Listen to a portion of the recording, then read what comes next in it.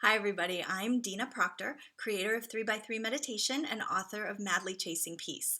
In our little series of videos today, I want to talk to you today about uh, little misunderstandings that sometimes we have about meditation and how we can navigate through them or release our beliefs about them so we can move forward powerfully in a meditation practice. Because if you've been following me or know anything about me and my story, you'll know that these short bursts, just 3 minutes of meditation 3 times per day, has been the basis of my entire life transformation. So it wasn't so much about action steps or interactions with other people. It was all about learning to quiet my mind, become centered inside of myself, and from that place of being able to access inner wisdom, to take inspired action from there. And that was and still is the basis of all of the transformation that I've experienced in my life. So a couple things that, when people first start meditating or I first start working with people and they have a little bit of objections or maybe beliefs that are holding them back from a powerful meditation practice,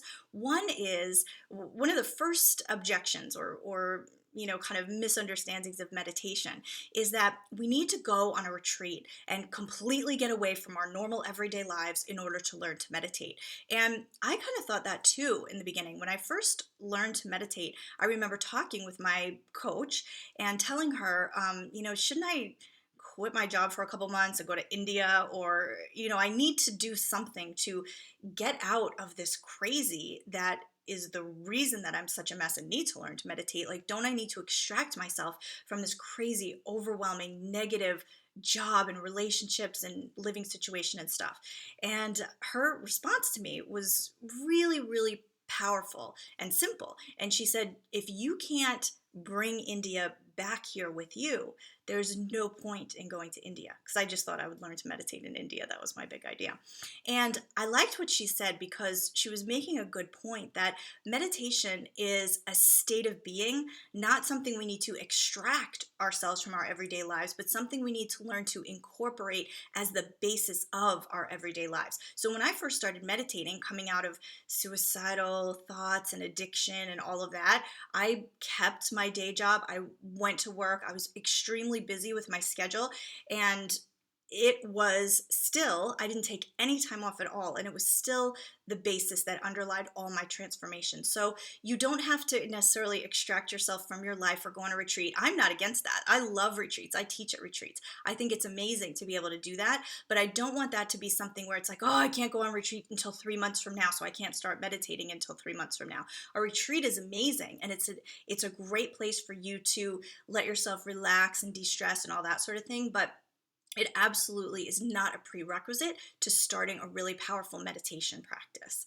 So that's kind of the first one. The second one is that meditation is a big time commitment. My method of 3 minutes, 3 times a day, obviously not a big time commitment. It still involves taking those breaks and being centered and focused and make them a priority in your life, but it's definitely not a big time commitment. Even if 3 by 3 isn't the right method that resonates with you and you like to do maybe 20 minutes or an hour here and there or once a day or whatever, that's amazing. Like, I think whatever method resonates for you is great. And when we can make it a priority, and instead of thinking, oh my gosh, one more thing to put on my crazy to-do list, I have to put meditation on my to-do list right now. If we can let that go and say to ourselves, like, this is a priority and this is important, and I'm curious where meditation is going to fit into my schedule. We come at it with a more open, relaxed, solution-oriented kind of mindset about it, rather than this constricted, heavy feeling of another should or another have to fit into my calendar. So it doesn't have to be a big time commitment. The basis of all of my powerful transformation is only in 3 minutes, several times a day, yes, but only 3 minutes at a time. So it doesn't have to be anything that you need to extract yourself from your daily routine of life from, or that has to be a huge time commitment that you take on. I've got four preconceived notions or misunderstandings about meditation. And so the third one is that meditation is a nice luxury, but not necessarily a necessity. It's kind of, like food is a necessity. We need to feed ourselves. We need to nourish our bodies. And no one really questions that. It's not, it's not kind of, oh, I'll eat someday in the future when my kids go away to college. So no, I need to eat now. I need to do that in order to sustain the energy to live my normal everyday life. It's unquestionable, and we make time for it because it's a necessity. And that's how I feel meditation is. One of my favorite things to say is that we nourish our bodies 3 times a day. Let's nourish our souls, our emotional states, our mental states 3 times a day as well. So for me, it's not a luxury. It's actually the basis that underlies all of the activity that I do, or all of the things that I engage in during the day. So it's not a luxury to me. It's something that is necessary, but it's something that's not overwhelmingly necessary. Eating is not necessarily something that's overwhelmingly necessary. Yes, we have to do it. We have to brush our teeth. We have to sleep, but it doesn't feel like, oh my gosh, I've been eating 3 meals a day for 30 years, and now I have to eat 3 meals a day for the next 60 years. Or, it's not a hopeless thing that we're going to take on like that. It's something that we do to maintain our health and to maintain our vitality, energy level, and well-being. Meditation is the same thing. So for me, it's not something that I will get to someday. It's something that underlies the spirit and energy that I come to all my daily activities with. One of my favorite sayings, I think it's an old Zen saying, is that if you have time to meditate, meditate for 20 minutes. If you don't have time to meditate, meditate for an hour. So it seems, there's a juxtaposition there. It just doesn't seem like it matches, right? Well, if I don't have time, I have to meditate longer. What's that about? Because when we feel that we have no time, it's a symptom that we are overwhelmed and need to take more of a break and a space in our lives. So I don't think you have to meditate for 20 minutes or an hour, but it's just the spirit of that saying.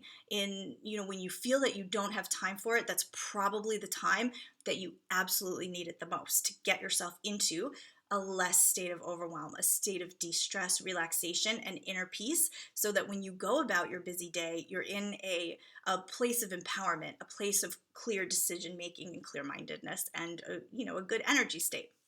And the fourth thing that I want to mention here is a little bit of maybe not a misunderstanding, but and I don't know if I want to say like a misuse of meditation, but a common mistake I think that I see that people make in meditation. I've made it too. I made that mistake myself. So, and what I call it is meditation in order to. So we'll say to ourselves, oh, I really want to make $1 million next year or whatever. I'm going to meditate so that I can get myself to the place where I can make $1 million.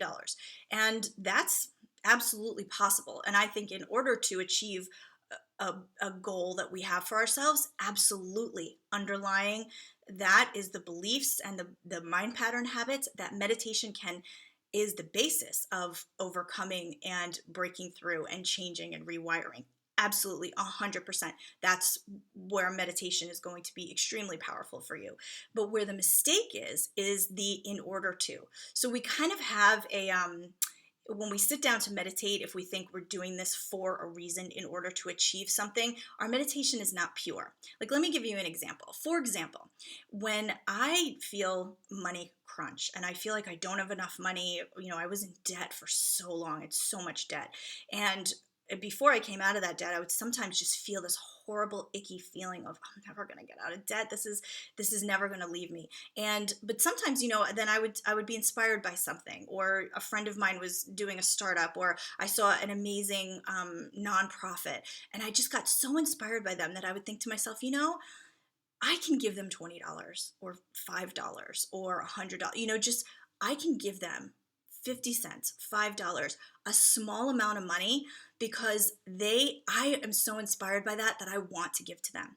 And what was amazing was that even when I was in a place where I didn't feel like I could give very much, if I gave away like $5 just to give it away, not in order to, but just because I felt inspired and I liked what whoever was doing and I wanted to contribute in a small way to that, always within a few days or a week, I would get an unexpected payment, an unexpected extra book royalty, or an unexpected coaching client would come into my world. Some other avenue of abundant money would come to me, and I could trace it back and realize that when I was in that state of feeling abundant, like I had something to give, I was able to give, and then without even realizing it or expecting it, I received back, and it was more than I had given that I received back.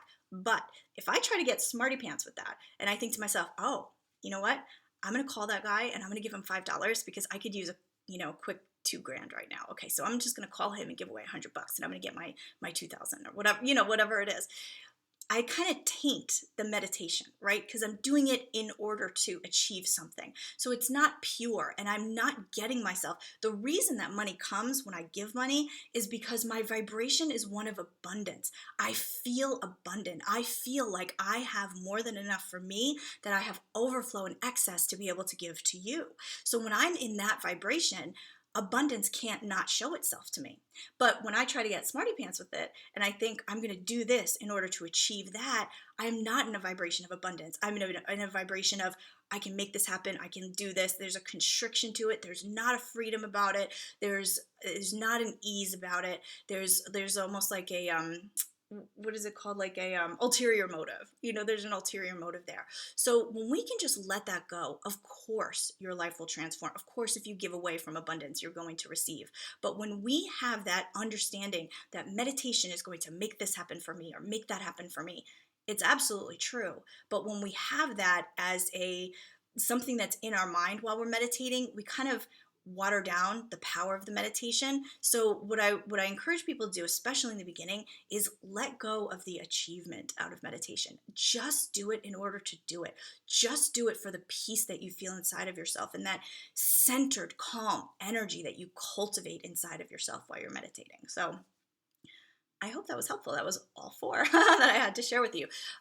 So I love sharing this stuff because these are the little obstacles and things that I had to learn along my path and that I've seen other people stumble with too. And so if me and another have stumbled with it or struggled with it, I know that it can help so many more people than that. And so I love sharing it in this way. So I hope this was helpful for you, and stay tuned around here because I'll have more for you again soon. Take care.